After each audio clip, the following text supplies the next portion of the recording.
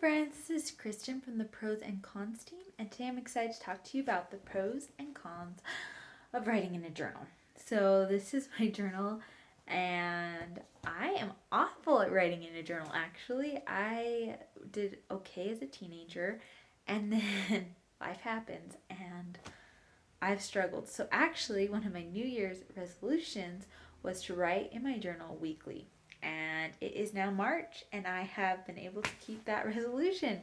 So I'm really excited about that. But it definitely has pros and it has cons.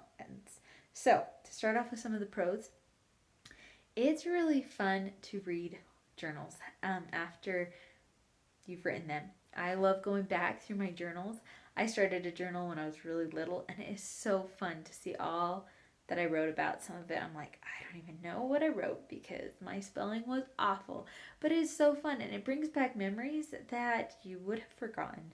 And it passes, and you will never remember it again unless you write it down. So, that is something that is really fun with a journal. It's also really fun for loved ones to read your journal after you've passed. That is something my grandma passed away when I was in fifth grade, and she had kept a journal that I was able to see, and it was so nice to be able to read about some of the struggles that she went through, and her self doubt and all that stuff.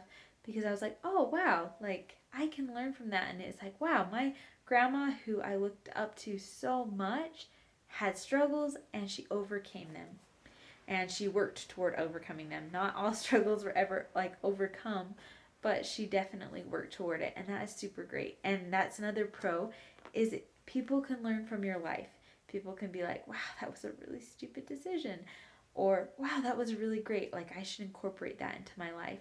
So that can be something else that is really good about a journal. And so I want to move on to some of the cons. It takes so much time. I feel like I I just I don't know. I love rereading my journals, but I really just don't like taking the time to sit down and write it. And it's fun now that I don't try to do every day. And I don't try to feel guilty if I don't do it. But like it can be fun, but it just there's times where I'm like I don't want to write, like, or what's even going on in my life. I am a stay-at-home mom most of the time, and I really that's pretty much what I'm doing. And it's not that things don't happen, it's just like what do I record? Like it feels like all the days are very similar. And so it's like, well, I don't know what to record today. And yeah, that can be hard. Another con is there's sometimes that rereading some of your events in your life can open old wounds. So I actually didn't say this pro. It can be a form of therapy, and it can be a way of letting out things that are hurting you. But sometimes rereading those can open those old wounds up, because we all have gone through struggles, and if we record them in our journal, it can be maybe therapeutic at the time, but going back, it can really be painful and bring back memories that maybe were better left buried. So that can be another con to writing in a journal. Another thing is storage. I have a big tote full of, a lot of it is full of journals. And it's like, okay, like that takes up a lot of space.